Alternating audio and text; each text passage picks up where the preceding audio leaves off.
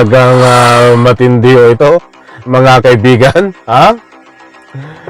So maliwanag po diyan na itong si Bato ay kukunin ng ICC. A warrant is issued. What action does Senator Bato plan to take? Afraid ako na pag ako'y nakulong, hindi ko na makita yung mga apo ko. I am not afraid for myself. I am afraid for my apo na every day, every night, hinahanap ako bago matulog. Paggising sa umaga, pagbangon nila, pupunta kagad sa akin at maghahang sa akin. Yun lang.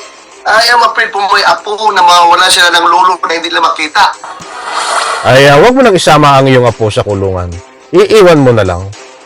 May pagkakataon na dadalawin ka niyan sa kulungan.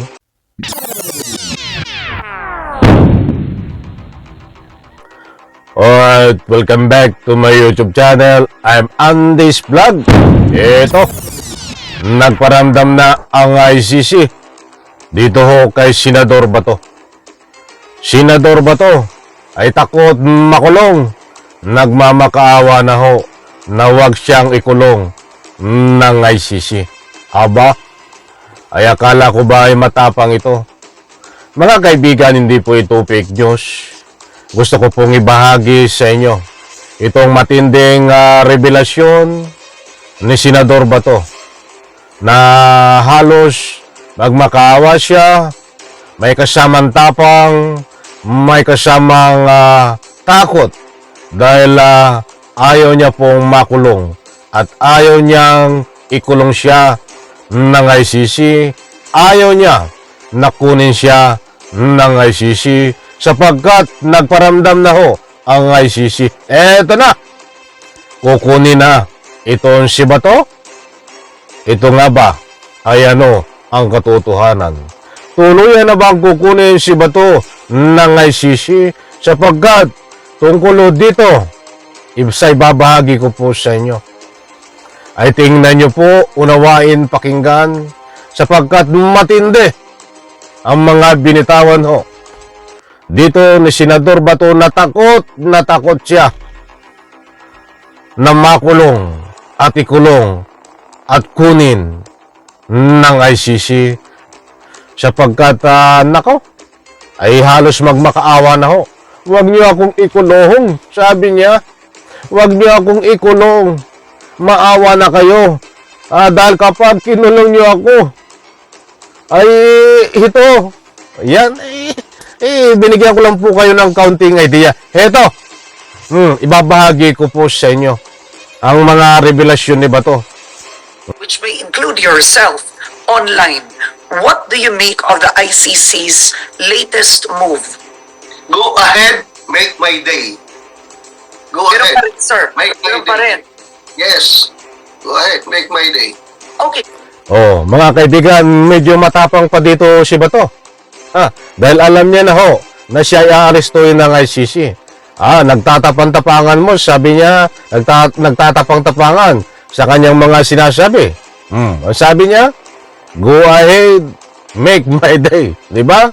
Bagkakaiba ho ang susunod nating matutuklasan. Kung dito ay handa siyang magpakulong sa mga sinasabi niya, ay dito sa susunod na ibabahagi ko po sa inyo. Nako, magugulat kayo sapagkat si Bato ay magiging takot na takot.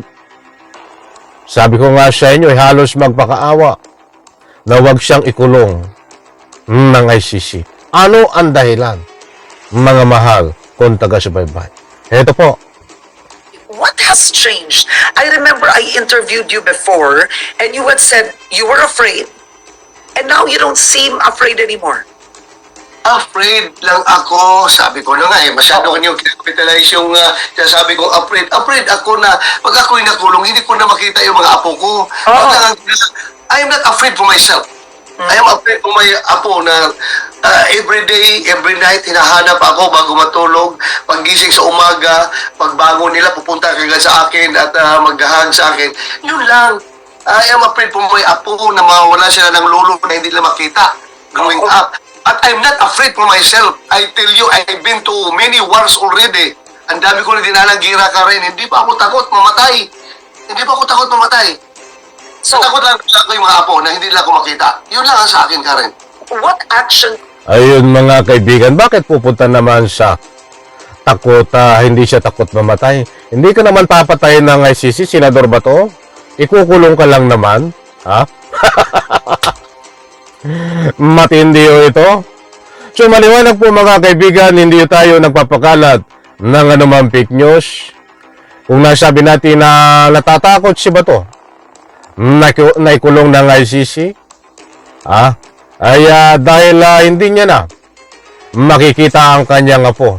Dahil ikukulong siya ng ICC, dahil kukunin na siya ng ICC. According o dito sa isiniwalat ni Bato na nagparamdam na ang ICC sa kanya at alam din ni Karen Davila na nagparamdam na sa kanya ang ICC. Ay matindi ho ito.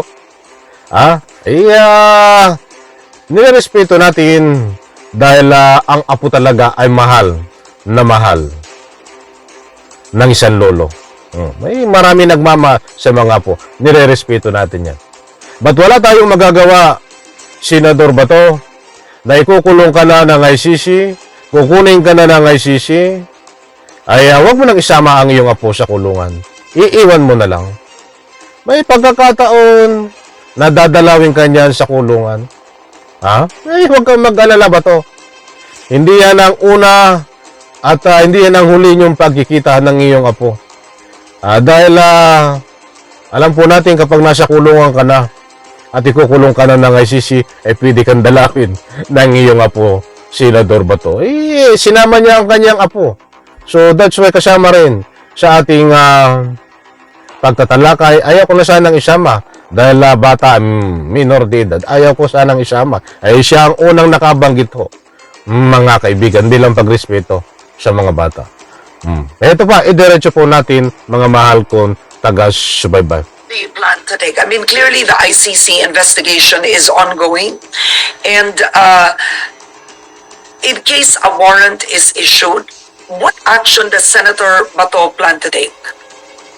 Well, I have to seek for judicial relief. We have to go to the Supreme Court. Okay. Tatanungin natin sa Supreme Court kung anong kanilang ruling dito. If they rule that we have to go to be under the jurisdiction of ICC, then no problem. At least decision yan galing sa ang ating Supreme Court. Pero pag sinabi ng Supreme Court na hindi po pwede, wala silang jurisdiction dito sa atin, then this government should respect that ruling of the Supreme Court. You have to... Yun pala naman na mayroon pong diskarte si Bato. Hinaharang ni Bato at haharangin. Itong kapag hinuli siya ng ICC.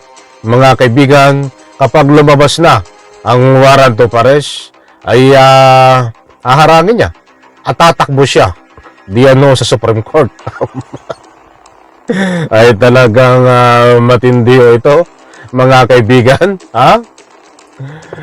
So maliwanag po diyan na itong si Bato ay kukunin ng ICC pag lumabas ang warrant of arrest. But abangan po natin kung kailan po lalabas ang warrant of arrest.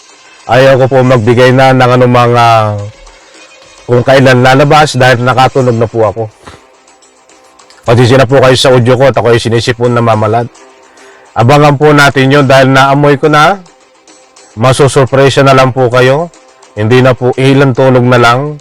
Mga mahal kong taga-subaybay.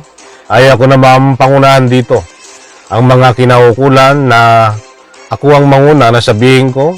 Dahil ayon po sa nakuha nating impormasyon, kaya nga datapuat, nagsalita na itong Senador Bato na hindi niya natakot na siyang makulong.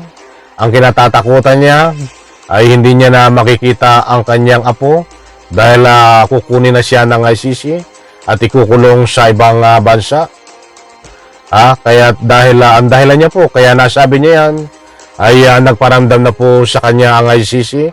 At nagparamdam na rin po sa ating Republika ng Pilipinas na sa lalong madaling panahon ay mag-i-issue po ng warrant of arrest dito ho kay Senador Bato, dating Presidente Digong, at sa lahat pa ng ibang mga kasangkot. So abangan po natin mga mahal kong taga-subaybay. Alam kong inip na kayo. At gusto kong mas maganda ho na mayroon po tayong inihintay kahit medyo matagal. Mayroon po tayong kasiguraduhan na inihintay sa ICC. Ano po yon? Ang warrant of arrest. But dito sa ating Republika ng Pilipinas ay wala po tayong inihintay na warrant of arrest laban ho kay dating Presidente Digong at Senador Bato. Only galing po sa ICC na mayroon po tayong hinihintay. Kaya hindi po sayang ang ating paghihintay sa ICC kahit matagal. Alam kong matagal dahil nagkaroon po ng pagbabago. Dahil ayon sa nakuha nating impormasyon ay ginamit nila na matitibay pa rin ng mga ebidensya itong hearing sa Quadcom, hearing sa Senado, at marami pang iba na matitibay na ebidensya kaya't nagkaroon po ng adjust na paglabas ng warrant of arrest. Hindi po galing sa akin yan. Ayon po sa nag-tweet sa atin na nagbigay ng anumang impormasyon. Sana po maunawaan natin. Ang importanteng mahalaga, muli kong inuulit, yan ang sarap maghintay nang mayroon po tayong inihintay kahit medyo matagal. Ano po yon? Ang warrant of arrest na galing sa ICC. Matandaan po natin, kahit maghintay po tayo ng ilang dekada sa ating Republika ng Pilipinas, wala pong lalabas na warrant of arrest kay Digong, kay Bato, na galing mismo sa batas at inisyu ng korte ng ating Republika ng Pilipinas. Only galing ho sa ICC ang ating inihintay. Alam ko mga kaibigan, nakuha nyo ang gusto kong ipunto. Muli po maraming salamat. Pagpalain po tayo lahat. Sabay-sabay po nating i-like ang video na ito. Diyan po sa comment section, inaanyayahan ko po kayong magbigay ng anumang public opinion. Huwag pong kalimutan na i-subscribe ang aking new YouTube channel. Nandiyan po ang link sa comment section. At siyempre, ito ang aking main YouTube channel. I-subscribe nyo po sa lahat ng hindi pa nakasubscribe. Isa-like po sa video na ito. Bye-bye, palapakan.